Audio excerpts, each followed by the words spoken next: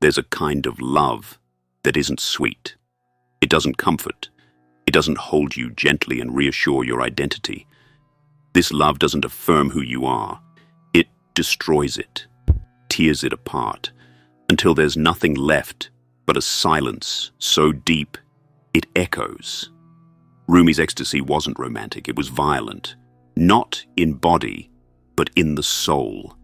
Because what he sought wasn't partnership, it was union. And union, in its truest form, means disappearance. Not two people side by side, but one dissolving into something so vast, it can no longer call itself I.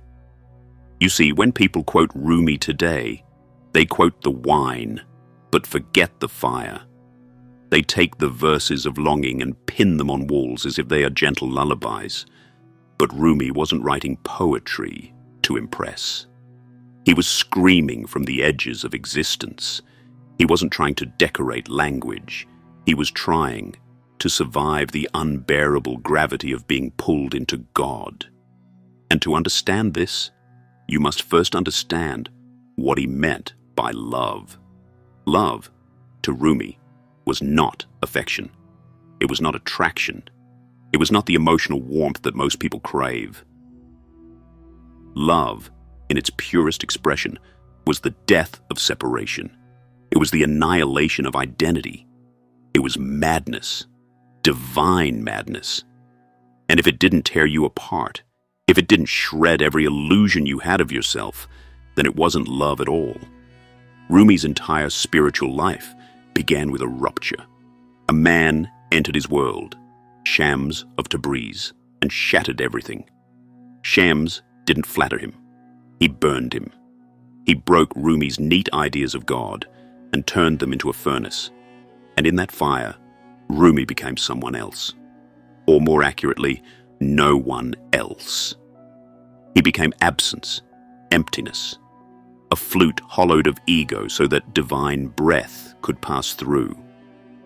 This is what Rumi means when he says, "Don't get lost in your pain. Know that one day your pain will become your cure." Because love, to him, is pain. Not suffering for the sake of drama, but suffering as transformation. Like fire, refining gold. Like a caterpillar dying to become the sky. He believed that love burns away the false self, the constructed self, the self you've been trained to protect and present. And only when that self is gone, when the shell is cracked wide open, does the beloved reveal itself, not as another person, but as the very fabric of reality. To love God, Rumi believed, was to lose yourself in God. Not to worship from a distance, but to disappear into the divine like a drop returning to the ocean. But here's what most people miss. This disappearance is terrifying. It is not peaceful, not at first. It is a madness, a loss of control, a disintegration of the known. And Rumi welcomed it. He wrote, "Try to be a sheet of paper with nothing on it. Be a spot of ground where nothing is growing, where something might be planted, a seed, possibly, from the absolute." Do you hear the silence in that? He's not telling you to become more. He's telling you to become nothing. Because in nothingness, everything can be born. But most people aren't ready to be nothing. Most people want love that adds to them, that fills them up, that gives them something to hold.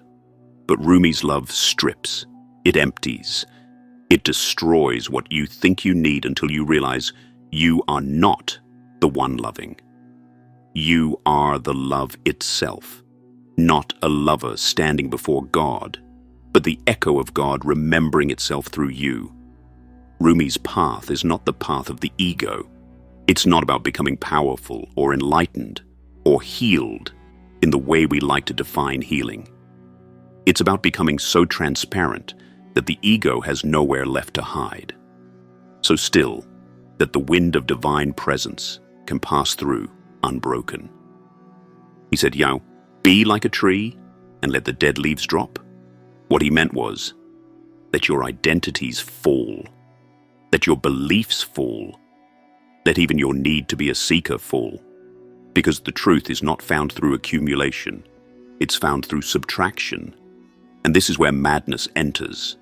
Because to the rational mind, this makes no sense. The rational mind wants control. It wants sequence, safety, structure. But divine intimacy has no structure. It is wild, unpredictable, uncontrollable. It moves as it wills. It breaks what you cling to. And Rumi invites you into this breakage. He doesn't protect you from it. He walks you to the edge and says, jump. He says, love is the bridge between you and everything. But what he doesn't say directly is that crossing that bridge costs you yourself. It costs you your story, your pride, your logic, your identity, and yet, what waits on the other side is not loss. It is presence, pure, burning, all-consuming presence. But presence cannot be held. It can only be become. Rumi didn't want you to follow him. He wanted you to vanish beside him. He said, the wound is the place where the light enters you, which means the breaking is not the end. It is the beginning. The beloved enters through the cracks, through the hollow places, through the silence left behind when you stop trying to impress God and start trying to disappear into God. This is not comfortable, and it was never meant to be. That's why Rumi's most powerful moments were written in grief.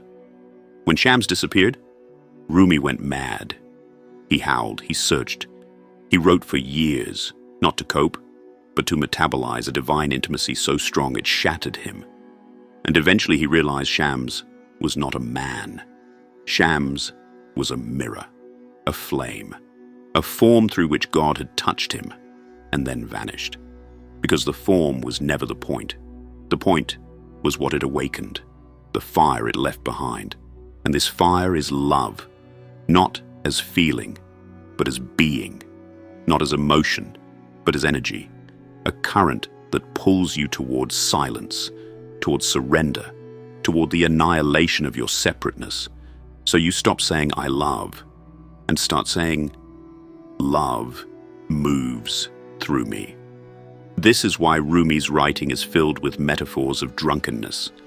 He talks of wine, of cups, of intoxication, not because he was trying to escape reality, but because he was trying to describe a reality so total, so ungraspable, that language had to be broken to touch it. Divine intimacy, to Rumi, is a drunkenness that makes you sober, a madness that makes you sane, a blindness that lets you see.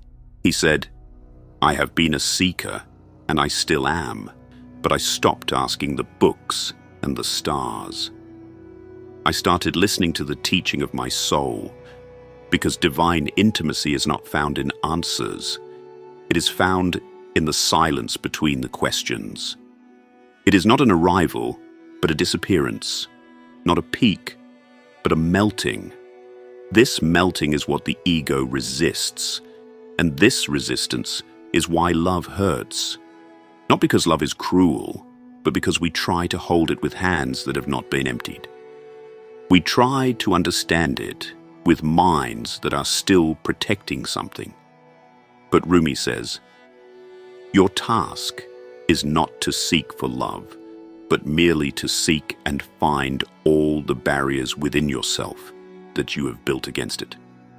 And when those barriers fall, when the fortress of identity collapses, what remains is not emptiness. What remains is the sky, endless, open, alive. But the path to that sky is fire. It is madness.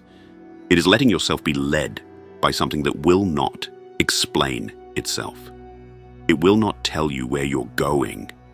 It will only tell you to follow. And Rumi followed, even when it cost him everything, even when it tore away his roles, his safety, his sanity. He followed. Because he knew the beloved was not polite. The beloved does not knock. The beloved breaks the door and asks you to be grateful. So what does this mean for you? It means if you are still trying to find love that makes you feel safe, you have not yet touched what Rumi touched. If you are still trying to use love to complete you, you have not yet been emptied enough. If you are still trying to become something through love, you have not yet vanished. And until you vanish, you will not know what it means to be truly seen. Because to be truly seen, you must no longer be standing in the way. Rumi is not asking you to feel better. He's asking you to disappear, to become the space in which love arises, to become the sky through which the moon walks silently, to become the silence before the music, the breath before the word. He's asking you to become nothing, so the everything that is God can finally return to itself in you. This is divine intimacy, not closeness but collapse, not safety but surrender, not romance but ruin, until you no longer say, "I found God," but instead whisper, "There is no I, there is only this." And in that whisper, in that stillness, in that holy absence, love begins.